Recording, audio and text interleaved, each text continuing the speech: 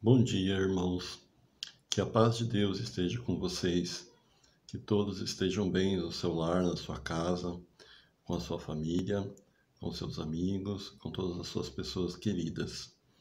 Nós estamos iniciando mais uma escola bíblica dominical da IPJO, onde nossos professores têm trazido de forma remota uma mensagem para todos vocês. Continuando nossos ensinamentos, que começaram há muitos anos pelos nossos queridos professores, no nosso ambiente físico, em nossa capela, né? Antigamente tínhamos várias salas, dividíamos por assunto e tópicos, né? Para falar, e público também, né? Tipo de público também, para levar o conhecimento da palavra da Bíblia, do que está escrito na Bíblia, para todas as pessoas que frequentassem a nossa igreja, né? Depois, nós sabemos que a própria escola dominical foi reduzindo, aí trabalhamos bastante tempo com as classes únicas, né? E é inesquecível os nossos queridos professores, como Isis, Maria Garcia, Ney Almada e o nosso pastor, Carlos Alberto, todos eles sempre procurando levar aulas para a gente, então nós aprendemos muito fisicamente. Mas aí veio a pandemia, veio esses novos tempos, né? E nesses novos tempos a gente está tendo que se lançar mão desses estudos remotos que são feitos pela internet, com a ajuda da tecnologia. Mas mesmo assim é um momento muito importante de aprendizado. É muito importante a gente mostrar que podemos superar todas as dificuldades e estar aprendendo a palavra do Senhor. Então devemos ficar felizes por termos essa oportunidade de estar aprendendo, tá bom? Então eu peço a todos vocês que sintam bem, sintam felizes, mesmo a gente não estar distante, mesmo a gente não estar olhando no olho de cada um, mesmo a gente não estando tomando um cafezinho, né? Polemizando um com o outro, tirando dúvidas, etc., junto aos nossos professores, né? Nas tão bem preparadas aulas que eles sempre fizeram para a gente. Mas, mesmo assim, a gente continua tendo que saber mais da Bíblia, tendo que obter mais conhecimento. É um momento muito bom também para o cristão, para o povo cristão, para que ele possa se aproximar cada vez mais das pessoas que estão passando por uma fase difícil. E é muito, né, raro a gente não encontrar pessoas que estão passando por momentos difíceis nessa pandemia, né? Desde perda de emprego, desde perda de renda com o seu comércio, mas acima de tudo, né, essa sensação triste que a gente está tendo de ansiedade, de que muitas pessoas da família, amigos dos amigos, conhecidos dos conhecidos, que estão passando por essa doença muito grande, né? Creio que se temos um país com mais de 110 mil mortos, né? É muito triste, né? Seria triste se tivesse um, né? E nós temos 110 mil, mais de 110 mil. Então é um momento que a gente tem que se preparar como cristão, né? A gente sabe que é muito oportuno esse momento para que nós cristãos podemos levar uma palavra de carinho, de esperança a muitas vezes não só pessoas da igreja, mas também pessoas da igreja, né? Temos exemplos de pastores, temos exemplos de várias pessoas cristãos que estão passando, né? A pandemia não escolhe o tipo de pessoa. Mas nós, como cristãos, nós temos a nossa mão segura, a mão de Deus, né? Nós seguramos a mão de Deus nesses momentos mais difíceis e, através do amor, a gente pode levar uma palavra de carinho e de esperança para várias pessoas. Então, aprender a palavra, rever a palavra, aprender um pouco mais a palavra, que esse é o papel da nossa escola dominical, é fundamental para que a gente possa propagar esse amor, essa compreensão, essa palavra de carinho, que já foi essencial, agora é muito mais essencial, muito mais fundamental, tá bom? Então eu espero muito que vocês estejam revendo algumas coisas, alguns conceitos, aprendendo os novos, para que você se prepare para levar essa mensagem de carinho e de esperança a todas as pessoas que estão precisando. E às vezes você mesmo está precisando, né? E nós sabemos que uma das formas maior de amor a Deus, né, que ele disse, era o amor ao próximo. E esse é o momento da gente praticar esse amor ao próximo. A igreja ela tem que ser unida, a igreja ela tem que ser caridosa, ela tem que se preocupar com os irmãos, ela tem que se preocupar com o próximo, com o outro, para que ela seja a igreja de Cristo, tá bom? Então vamos à nossa aula dessa semana. Agradeço já antecipadamente aos nossos professores e também vamos orar, né, para que nossa igreja continue viva, continue ativa, que Deus proteja seus membros, os amigos dos seus membros, nossos frequentadores, em síntese, que Deus nos proteja, todo o seu povo de Deus, tá bom? Todo o seu povo que luta por isso. Quero pedir também pelo nosso culto, que ocorre também de forma online. Quero pedir ao nosso pastor, que traz sempre a nossa palavra, que Deus dê força e coragem para ele, né, que ele teve que se transformar também para levar a palavra a várias pessoas de uma agora de uma outra maneira, tá? Por último, quero agradecer as pessoas que fazem o nosso culto, pessoas que fazem os cânticos, né? O nosso maestro, o Ricardo, a Mitico, que toca, a todo o grupo de louvor, né? Há várias pessoas que estão fazendo aí o nosso culto. Está muito bonito ver a nossa igreja unida, muito bonito. Agora nós temos um culto só, com todo mundo participando. E esse sempre foi nosso sonho, né? Então, esse é um momento muito querido que a gente está tendo que se unir, né, para que a gente tenha uma igreja única, né, uma IPJO unida, tá bom? Fico muito feliz e vamos à aula de hoje. Muito obrigado e agradeço em nome do Senhor. Amém. Bom dia, amados irmãos. Que a graça e a paz de nosso Senhor Jesus Cristo esteja sobre a vida de todos vocês nesta manhã. Estamos caminhando para a terceira aula a respeito do presbiterianismo. O mês de agosto é um mês especial para a família presbiteriana, pois comemoramos nesse último 12 de agosto os 161 anos do presbiterianismo em solo brasileiro. Queremos falar a respeito nesta manhã, a terceira aula, né, se diz a respeito do presbiterianismo nos Estados Unidos da América do Norte. Queremos trabalharmos aqui nesta manhã com os amados irmãos e conhecer um pouco da história da Igreja Presbiteriana dos Estados Unidos. Semana passada, o reverendo Carlos Alberto falou a respeito do presbiterianismo escocês, da formação do presbiterianismo na Escócia, citou John Knox, e hoje nós vamos estar falando a respeito do presbiterianismo nos Estados Unidos. Convido os amados irmãos e irmãs a abrirem as suas Bíblias no livro do profeta Isaías, capítulo 6, do versículo 1 ao versículo 8. A palavra do Senhor nos diz assim: No ano em que faleceu o rei Uzias, eu vi o Eterno sentado sobre um trono alto e exaltado. A aba do seu manto preenchia todo o templo. E em torno dele posicionavam-se serafins. Cada um deles tinha 6 asas. Com 2 cobriam o rosto, com 2 cobriam os pés e com 2 voavam. E ao mesmo tempo clamavam uns para os outros: Santo, Santo, Santo é Yahvé dos exércitos, eis que toda a terra está plena da glória do Senhor. Ao som das suas vozes, os batentes das portas tremeram e o templo ficou repleto de fumaça.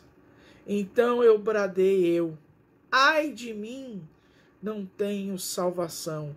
Portanto, sou um homem de lábios impuro e vivo no meio de um povo de lábios impuros. E os meus olhos contemplaram o Rei, o Senhor dos Exércitos. Imediatamente um dos serafins voou até onde eu estava, trazendo uma brasa viva que havia tirado do altar com uma tenaz, e com ela tocou a minha boca e declarou-me: vê, isto tocou os teus lábios, a tua culpa será removida e o teu pecado está perdoado. E em seguida a voz do Eterno que chamava: quem hei de enviar? Quem irá por nós? Ao que prontamente respondi: eis-me aqui, envia-me a mim. Amados irmãos, quando nós estamos falando a respeito da Igreja Presbiteriana, a Igreja Presbiteriana, ela nasce de um movimento reformado no século XVI, mas ela nasce como uma igreja pronta para fazer missão. A Igreja Presbiteriana, o calvinismo, eles são uma denominação missionária, uma igreja evangelizadora, uma igreja que trabalha e agaranha e tenta ter recursos para fazer missão. A Igreja Presbiteriana é uma igreja missionária. É uma igreja voltada a fazer missão. É uma igreja que entende o chamado de Jesus. É uma igreja que entende que para o reino de Deus ser proclamado precisa ser missão, ter missão. A Igreja Presbiteriana norte-americana, ela não é diferente da formação da Igreja Presbiteriana brasileira.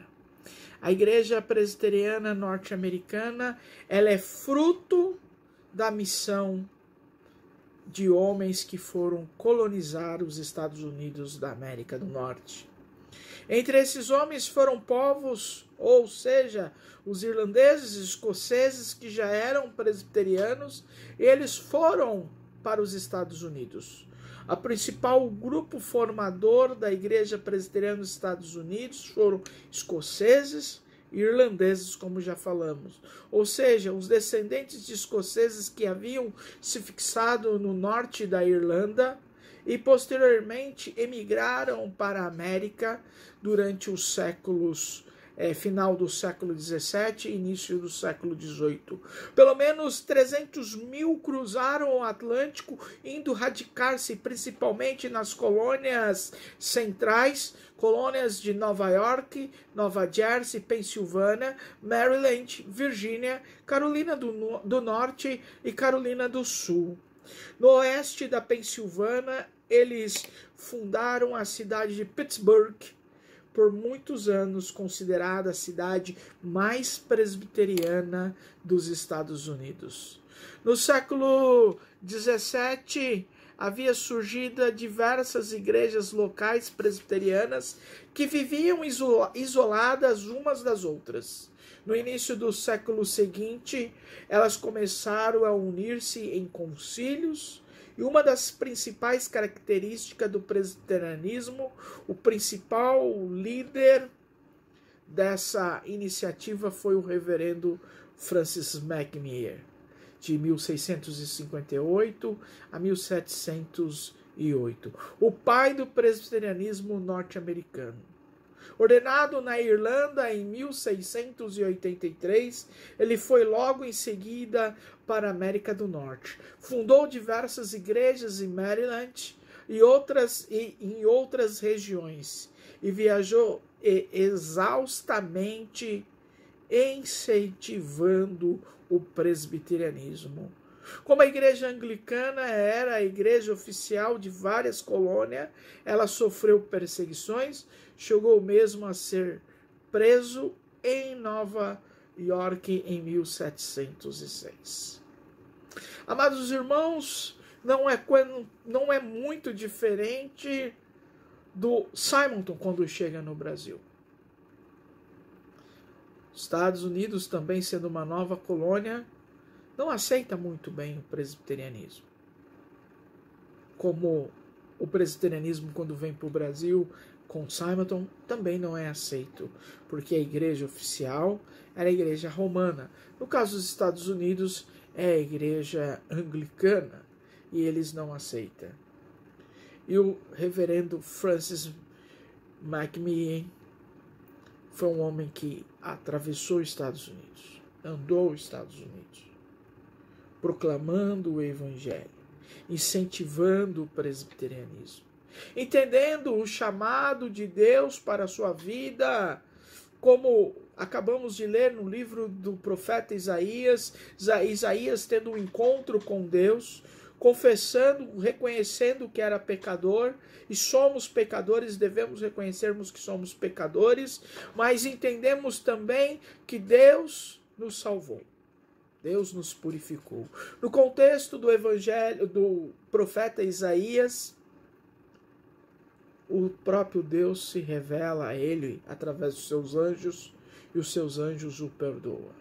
Hoje nós somos perdoados através de Jesus Cristo, que morreu na cruz por nós, nos dando vida e vida em abundância. Reverendo Francis, como Simonton, atende o chamado,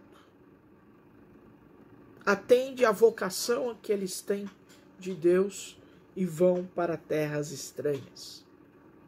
Francis vai para a Nova Colônia, vai para o Novo Mundo. Simonton vem para o Brasil. Um novo mundo, uma nova cultura, uma língua diferente.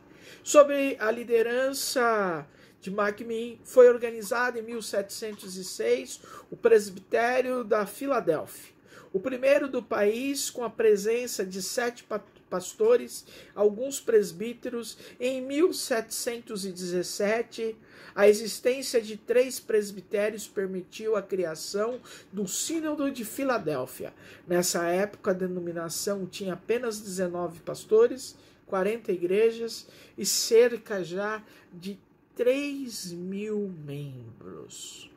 Em 1729 foi aprovada o Ato de Adoção, que comprovou, ou melhor, que aprovou a confissão de fé e o catecismo de Westminster como os padrões doutrinários da doutrina do Sínodo. Outro líder destacado desta época é o reverendo Gilbert Temmet, de 1703 a 1764, um dos precursores do primeiro grande departamento de estudo, o Colégio de Toras, a primeira escola para a preparação de pastores nos Estados Unidos.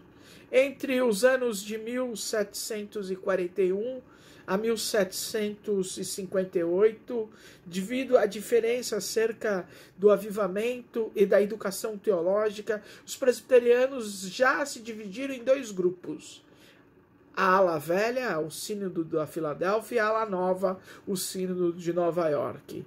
Nesse período de divisão, vários evangelistas notáveis, como Samuel Davis, Alexander Krieger e Hugh McDane, trabalharam com grande êxito no sul do país, especialmente na Virgínia e nas Carolinas. Durante a Revolução Americana, os presbiterianos tiveram uma atuação destacada, muitos deles tendo lutado na Guerra da Independência. O reverendo John Witherspoon, um escocês que foi presidente do Colégio de Nova Jersey, e a futura foi esse Colégio de Nova Jersey originou a Universidade de Princeton, fundado em 1746. Foi o único pastor que assinou a Declaração de Independência dos Estados Unidos em 1766. Em 1788, o Sínodo de Nova York e Filadélfia dividiu-se em 4, formando agora Nova York, Nova Jersey, Filadélfia, Virgínia e Carolinas. O segundo grande departamento que surgiu por volta de 1800, estendeu por várias décadas e gerou enorme crescimento nas igrejas protestantes dos Estados Unidos, inclusive a presbiteriana. A igreja presbiteriana dos Estados Unidos, a igreja que nós conhecemos, que temos afinidade, a igreja que nós chamamos carinhosamente de PCUSA, mas o correto seria PCUSA, ou seja, Presbyterian Church in the United States of America, foi a igreja presbiteriana raiz, que se manteve unida até 1861, quando, em virtude dos problemas políticos de então, as igrejas do Sul se separaram de forma nova, se formando, melhor dizendo, uma nova igreja, uma nova denominação, a Igreja Presbiteriana nos Estados Unidos, Presbyterian Church in the United States. O que aconteceu, amados irmãos? O problema do Sul com os Estados Unidos, a Guerra de Secessão, começa a dividir a própria igreja, pois a igreja do Norte é uma igreja que tem uma visão mais ampla do Evangelho de Jesus. Uma igreja contextualizada com a vida do cotidiano das pessoas. O grande problema que causa e traz a divisão é a questão do assunto da escravidão, que gerou novas dificuldades no diálogo do presbiterianismo norte-americano. Em 1857, os presbiterianos da nova escola se dividiram entre o norte e o sul. 4 anos depois, em 1861, a velha escola também se dividiu entre duas regiões, que levou ao surgimento da Igreja Presbiteriana dos Estados Unidos, Igreja Presbiteriana dos Estados Confederados, ou Igreja Presbiteriana dos Estados Unidos, mais tarde, mais conhecida como Igreja do Sul. Finalmente, em 1870, a velha escola e a nova escola voltaram a unir no norte. Após 33 anos de separação, essa denominação majoritária ficou conhecida como Igreja Presbiteriana dos Estados Unidos da América, a PCUSA. Em 1875, essa igreja liderou a criação da Aliança Presbiteriana Mundial. A Igreja do Norte investiu maciçamente,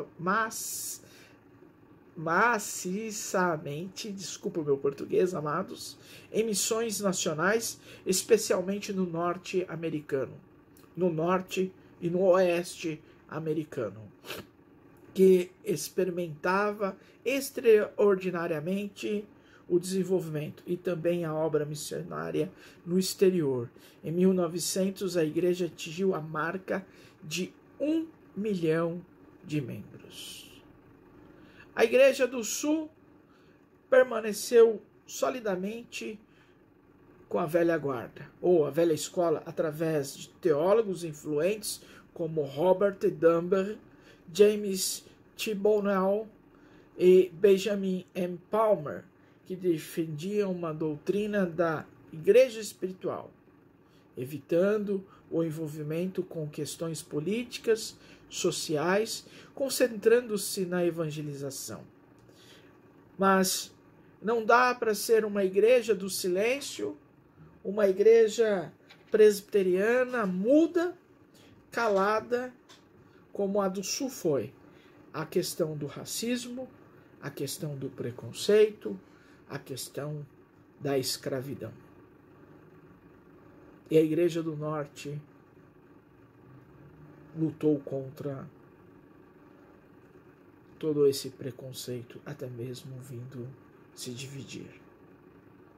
A Igreja do Sul dos Estados Unidos, até hoje, é uma igreja preconceituosa. É uma igreja, infelizmente, que vive um fundamentalismo bíblico, vive esse fundamentalismo baseando-se na própria cultura norte-americana, fundamentalista. Há membros da Igreja dos Estados Unidos, do sul dos Estados Unidos, que são membros também da Ku Klux Klan. É uma igreja, infelizmente ainda, não a maioria dos membros, mas ainda é uma igreja racista.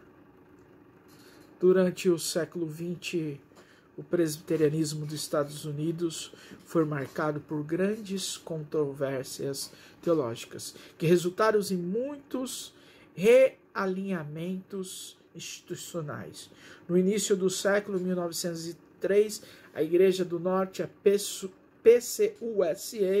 ou como nós ouvimos no Brasil sempre falar, PCUSA, revisou o texto da Confissão de Fé de Westminster, visando atenuar certas ênfases do calvinismo histórico. Isto facilitou a fusão com a Igreja Presbiteriana de Cumberland, em 1906. Essa igreja cria no seu livre-arbítrio,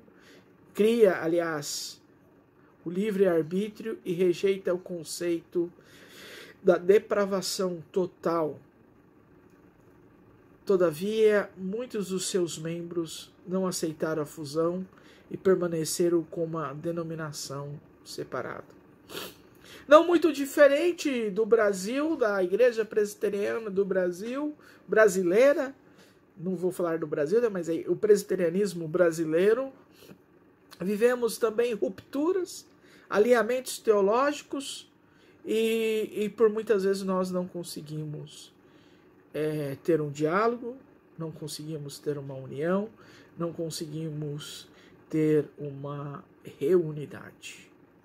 Um conflito mais dramático abalou a igreja majoritária nas décadas de 1920 e 1930, a luta entre modernistas e fundamentalistas. Um grupo intermediário, os moderados, acabou se colocando ao lado dos liberais, que sucessivamente assumiram o controle do seminário de Princeton e da Junta Missionária Estrangeira da Assembleia Geral dos Estados Unidos. O principal líder dos conservadores foi J. Machen, que viveu de 1881 a 1937, que deixou a igreja em 1936 para ser um dos fundadores do seminário de Westminster em Filadélfia e da Igreja Ortodoxa, um grupo extremado liderado por Carl McIntyre, que fundou a Igreja Presbiteriana da Bíblia. Como já disse, amados irmãos, repito, as nossas igrejas sempre se dividem. Sempre há uma visão, uma diferenciação e acaba criando novas denominações ou mudanças dentro da nossa igreja. Em 1930, a PCUSA tornou-se a primeira grande denominação americana a ordenar mulheres ao presbiteriato. Em 1956, passou também a ordenar pastoras. 2 anos depois, em 1958, a Igreja do Norte uniu-se à pequena Igreja Presbiteriana Unida da América do Norte, adotando o nome de Igreja Presbiteriana Unida dos Estados Unidos. A nova denominação procurou redefinir-se teologicamente na Confissão de 1967, que representou uma ruptura final com a Confissão de Fé de Westminster. Aquela breve declaração acentuada, o amor de Deus, a reconciliação e a fé de Jesus Cristo, essencialmente termos ortodoxos. Concluindo a nossa aula, amados irmãos, dessa terceira aula, né? Melhor dizendo, concluindo essa terceira aula sobre o presbiterianismo. E o presbiterianismo nos Estados Unidos, queremos trazer uma curiosidade. Dos 45 presidentes que os Estados Unidos teve até hoje, 9 deles foram presbiterianos. A igreja presbiteriana foi a denominação de 9 presbiterianos, ou melhor, de 9 presidentes dos Estados Unidos da América.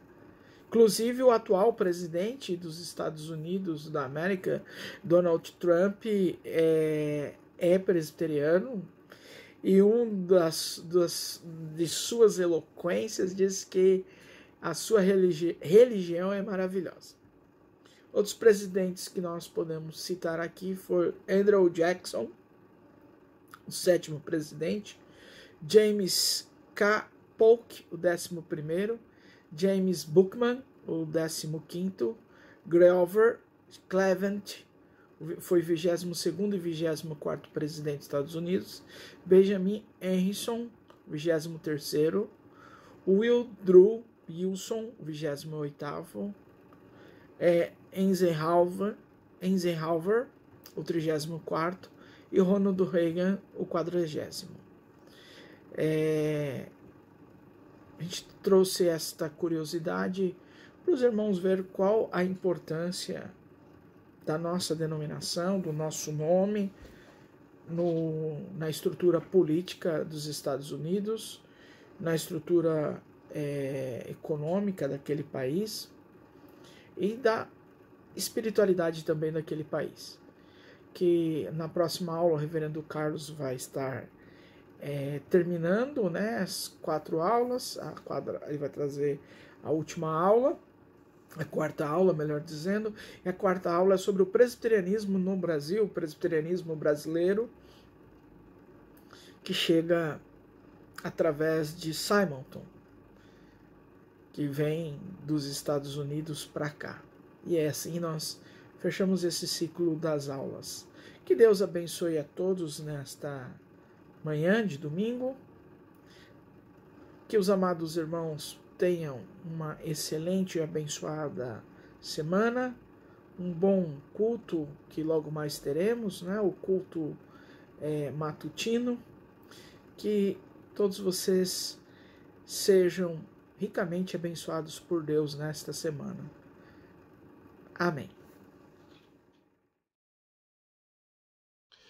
Bom, depois da nossa aula, vamos fazer o nosso encerramento, vamos elevar nosso pensamento e a nossa fé a Deus, para que nos dê uma preparação muito ideal para o nosso culto, mas acima de tudo nos prepare para atuar e trabalhar com a palavra de Deus nos diversos locais que a gente possa estar. Dentro do nosso lar, com a nossa família, com a nossa esposa, com nossos filhos, com nossas pessoas queridas, mas também, né, se tivermos que ir trabalhar, se tivermos que sair de casa, além de todos os cuidados, a gente esteja com o Espírito e a paz de Deus, levando a todas as pessoas esse espírito de paz, esse espírito de alegria, esse espírito de amor, né?